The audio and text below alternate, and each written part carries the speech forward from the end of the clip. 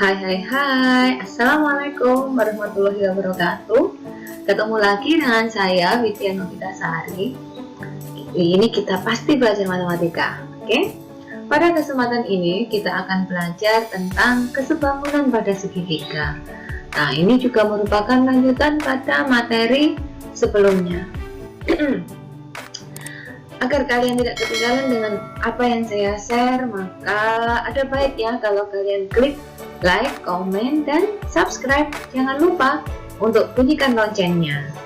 Oke, kita mulai berselancar lagi. Kita mulai belajar bersama tentang kesebangunan pada segitiga.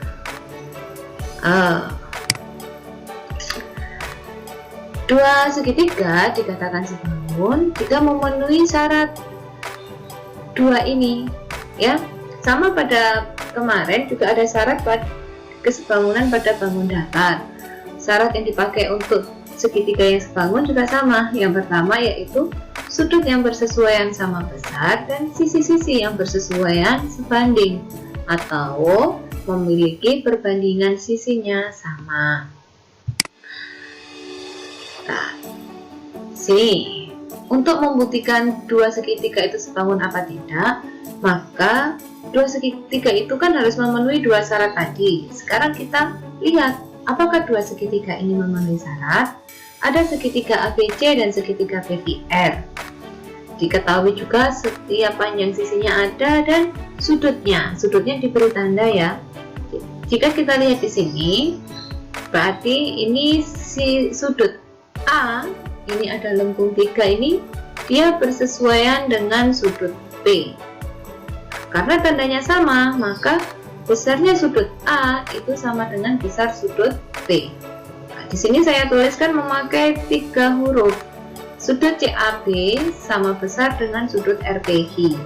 Tinggal kalian lihat huruf tengahnya saja, ya. Kalau lebih mudahnya dipakai tengahnya. Oh, ini berarti A sama dengan P.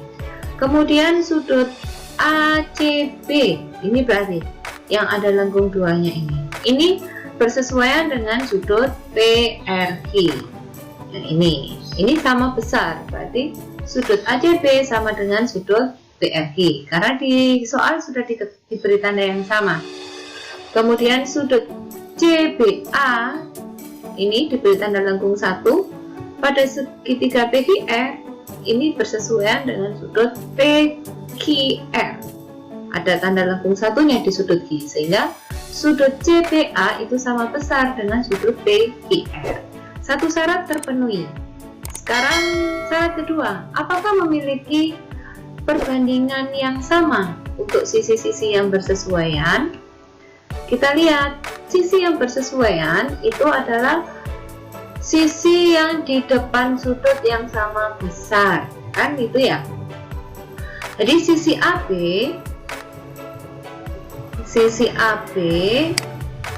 ini di depannya sudut C yang ada lengkung 2-nya. Ini bersesuaian dengan sisi apa kalau di segitiga PQR? Kita cari sudut yang lengkung 2. Nah, kita tarik di depannya sudut. Lengkung 2 ini apa? Oh, ternyata PQ.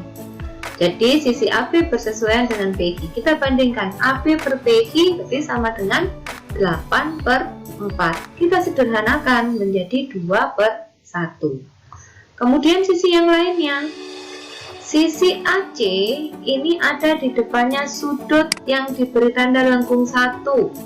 Kita cari di segitiga PQR sudut lengkung 1, lalu kita lihat di depannya ada sisi apa? Ternyata sisi PR. Sehingga AC itu bersesuaian dengan PR. Kita bandingkan AC per PR berarti 4 per 2 sama dengan 2 per 1. Kemudian sisi BC ini ada di depan sudut yang lengkung 3. Kita cari di segitiga PQR yang lengkung 3, itu kita tarik depannya ada sudut apa sih? Ada sisi apa? Ternyata sisi QR. Maka sisi kita bandingkan BC per QR itu sama dengan 6 per 3 atau sama dengan 2 per 1. Ternyata perbandingan sisi-sisi yang bersesuaiannya sama semua. semuanya 2 dibanding 1 atau 2/1, sehingga dua segitiga ini memenuhi 2 syarat sebangun. Sudutnya juga sama besar, sisi yang bersesuaian, mempunyai perbandingan yang sama. Jadi segitiga ABC itu sebangun dengan segitiga PQR. Ini cara membuktikan dua segitiga yang sebangun. Oke, sekarang kita akan belajar contoh soal berikutnya. Pada segitiga ABC ini sebangun dengan DEF. Di soal sudah diketahui kalau segitiga ABC ini sebangun dengan segitiga DEF. Tidak perlu kita buktikan, langsung ke pokok soalnya. Jika panjang AC ini 12, tentukan panjangnya DF. Nah, ternyata AC dan DF ini bersesuaian ya. AC itu di depan sudut yang ini tidak ada lambangnya, di depan sudut B. Nah, pada DEF yang sudut tidak ada lambangnya itu sudut E. Ternyata di depannya E ini sudut DF. Selain itu diketahui juga ini ternyata panjang DE-nya 10 cm. Tidak ada di soal, di gambar ada. Sekarang kita bandingkan. Di AC itu bersesuaian dengan DF sama dengan, karena yang diketahui ini AB, ya, AB-nya 15, AB itu di depan sudut ini yang diberi tanda lengkung 1, kita cari di DEF. Sudut lengkung 1 itu di depannya ada sisi DE, sehingga dibandingkan AB per DE. Dengan menggunakan ini kesebangunan tadi, bisa kita bandingkan bahwa AC per DF itu sama dengan AB per DE. AC 12 per DF sama dengan 15 per 10. Seperti yang kemarin-kemarin, kalau ada seperti ini, kita kalikan silang. 12 kali 10, 15-nya kali DF. 12 kali 10 tidak kita hitung dulu, DF-nya. Kita cari DF itu berarti sama dengan 12 kali 10 per 15. Ini bisa kita sederhanakan. 15 bagi 5 itu 3, 10 dibagi 5 itu 2. Ternyata masih bisa kita sederhanakan. 12 dan 3, 12 dibagi 3 itu 4, 3 dibagi 3 itu 1, sehingga tinggal 4 kali 2. Di panjangnya DF itu sama dengan 8. Ini menggunakan kesebangunan, ya, perbandingan pada sisi-sisi yang bersesuaian. Bisa untuk menentukan panjang sisi yang belum diketahui, asal perbandingannya tidak boleh terbalik. Ini sudah saya bahas pada kesempatan yang kemarin. Sekarang ini ada contoh soal ini ya. Febri mempunyai tinggi badan 150 cm, berdiri pada titik yang berjarak 10 meter dari sebuah gedung. Ujung bayangan Febri berimpit dengan ujung bayangan gedung. Berimpit berarti dia satu garis. Jika panjang bayangan Febri 4 meter, maka tinggi gedungnya berapa? Nah, di sini bisa kita gambarkan agar lebih mudah. Ini Febri, ini gedung ya. Kita beri titik. Ini ada ujung bayangannya. Febri berdiri itu titik B, ujung bayangan A, gedungnya C. Nah, tinggi gedung berarti di puncak gedung kita beri huruf D. Kemudian tinggi Febri, di atasnya Febri kita beri titik E. Kita buat perbandingannya. DE per CD itu sama dengan AB per AC. Sini BE nya berarti 150 cm, karena BE ini adalah tingginya Febri ya, per CD. CD ini tinggi gedung yang ditanyakan sama dengan AB, ini bayangan Febri 4 meter per bayangannya gedung. itu 14 meter. Ini bukan senti, 14 meter. Ini sudah ada perbandingan, tinggal kita kalikan silang. Ini 4 kali CD sama dengan 150 kali 14, sehingga CD bisa langsung kita tulis seperti tadi ini biar lebih cepat. 14 kali 150 per 4, sehingga tinggi gedungnya 525 cm. Ya, cara menghitungnya sama seperti tadi. Nah, sekarang kita bahas kesebangunan pada segitiga. Itu ternyata ini bisa dijadikan rumus. Nah, rumus-rumus akibat kesebangunan pada segitiga. Ini perhatikan, ini akan lebih memudahkan kita mengerjakan seperti soal cerita tentang Febri tadi. Nah, itu awalnya dari sini ini. Nah, ada segitiga. Ini bisa membuat bisa dibuat rumus. Perhatikan. Di sini pada DE itu sejajar dengan AB. Perhatikan garis merah-merah ini ya. Apabila sisi yang sejajar ini kita bandingkan, kita libatkan sisi yang sejajar DE per AB, maka kita bisa membandingkan juga dengan CD per CA ya. Kalau melibatkan sisi sejajar, maka perbandingannya juga CD per CA. Itu yang sebelah kiri.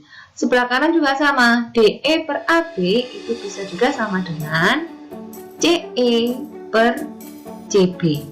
Nah, apakah tidak boleh kiri ke kanan saja? Boleh. Ini juga bisa mengakibatkan rumus yang ketiga ini, sehingga jadi CD per CA sama dengan CE per CB. Ya, diperhatikan alur dari garis merah ini. Karena apa? Ini nanti ada lagi yang sejenis. Nah, ini sekarang, ini alur garis biru. Pada ini, masalah yang ini, dia tidak melibatkan DE per AB, sehingga bisa dituliskan rumus ini CD per DA. Lihat, ini patah di sini ya, berhenti di sini, sama dengan CE per EB. Kalau yang tadi itu CD per CA, kalau ini enggak, ini hanya CD per DA sama dengan CE per EB. Tapi kalau menggunakan perbandingan ini, kita tidak boleh memasukkan sisi yang sejajar. Ini tidak akan sama dengan DE per AB. Nah, perlu diingat itu ya. Nah, untuk menyelesaikan ini masalah seperti ini, tentukan panjang ST lah. Ternyata ST ini kan sisi sejajar, sehingga kita membuat perbandingannya. ST per PR itu sama dengan QS, alur merah, QS per QP, karena melibatkan sisi sejajar. ST per PR sama dengan QS per QP. Kita masukkan ST per 12 sama dengan 6 per 10, sehingga untuk mencari ST sama dengan 6 per 10 kali 12 ya, sehingga hasilnya 7,2. Itu panjangnya ST. Dari kesebangunan segitiga tidak hanya mendapat rumus ini saja, ada juga mengakibatkan rumus pada pada kesebangunan segitiga siku-siku.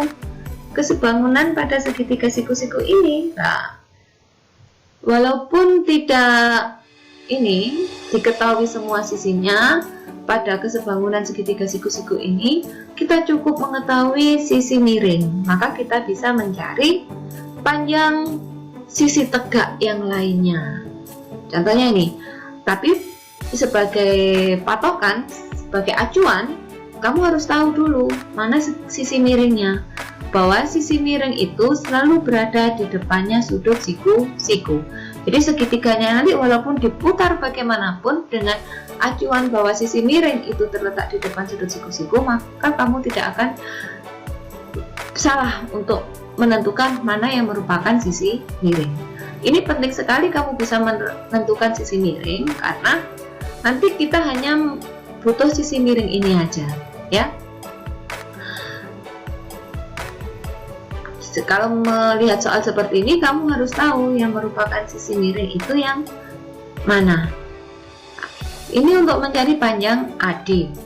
Untuk mencari panjang AD ini, titik yang menempel pada sisi miring yaitu titik D.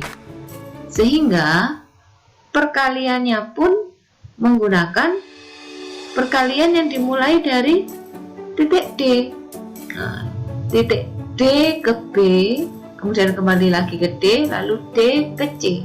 Sehingga untuk mencari AD kuadrat itu sama dengan, jangan lupa ini dikuadratkan, AD kuadrat itu sama dengan DB kali DC. Nah, ikuti alur garis-garis ini ya. Kemudian yang kedua, untuk mencari panjangnya sisi AC, maka ini titik C yang berada pada garis miring, maka perkalian juga dimulai dari titik C, sehingga AC kuadrat itu sama dengan CD kali CB. Nah, pahami saja alur ini, nanti pasti bisa, tidak perlu dihafal tapi dipahami. Untuk yang ketiga, mencari AB. Pada ini garis AB itu titik B yang berada pada sisi miring, sehingga perkaliannya dimulai dari titik B. AB kuadrat itu sama dengan BD kali BC. Nah, kan kita hanya perlu sisi miring untuk menentukan sisi tegak yang lainnya. Ayo kita pelajari contoh dari pemakaian rumus ini. Nah, contoh di sini. Nah, ternyata contohnya ini sudah lumayan agak berat. Padahal tadi rumusnya hanya ini, ada di sini ini ya, tapi butuh langkah ya tanya. Oke, nggak apa-apa. Kita ya semangat untuk belajar ini. Di sini ada segitiga ABC, segitiga siku-siku dengan AB sama dengan 15 cm dan AC sama dengan 20 cm. Sisi miringnya yaitu sisi BC. Di depannya sudut siku-siku kan? Ternyata sisi BC ini malah tidak diketahui panjangnya berapa. Padahal kita butuh sisi BC ini. Karena dia segitiga siku-siku, maka sisi BC bisa kita cari menggunakan rumus Pythagoras, ya, menggunakan rumus Pythagoras ini. Bahwa BC kuadrat itu sama dengan AB kuadrat ditambah AC kuadrat. Jadi 15 kuadrat ditambah 20 kuadrat, hasilnya adalah 225 ditambah 400, itu sama dengan 625. Tapi ini masih BC kuadrat, sehingga panjangnya BC itu sama dengan akar dari 625, itu sama dengan 25. Ini ketemu BC. Kita kan butuh DB dan DC. DB atau BD ini bisa kita cari dari ini panjangnya AB, bahwa tadi rumusnya kalau AB itu yang nempel di sisi miring adalah B, maka rumus untuk AB kuadrat ini ya, saya cari pen, AB itu yang nempel di sisi miring ini B, maka perkalian untuk mencari AB kuadrat yaitu BD kali BC. Ini kan AB tadi ada diketahui di sini 15 kuadrat sama dengan BD kali 25.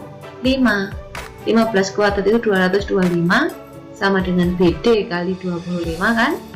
Sehingga BD-nya ini sama dengan 9. Dari mana 9? Dari 225 dibagi 25. Nah, karena BD diketahui, untuk mencari AD kuadrat, AD ini kan yang nempel di sisi miring itu D.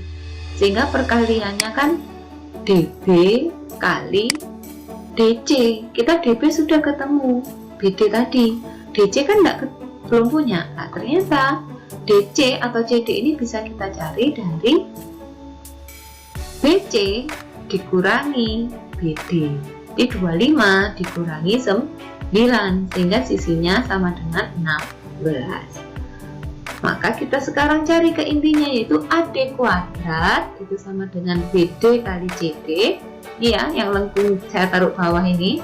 AD kuadrat itu yang nempel di sisi miring itu D, maka perkaliannya yaitu DB kali DC, maka 9 kali 16 sama dengan 144.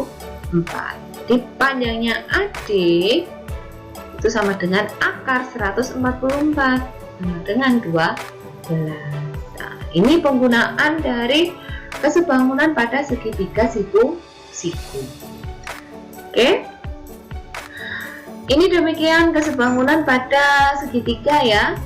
Jangan lupa untuk selalu berlatih dan mencoba soal-soal matematika. Karena tidak ada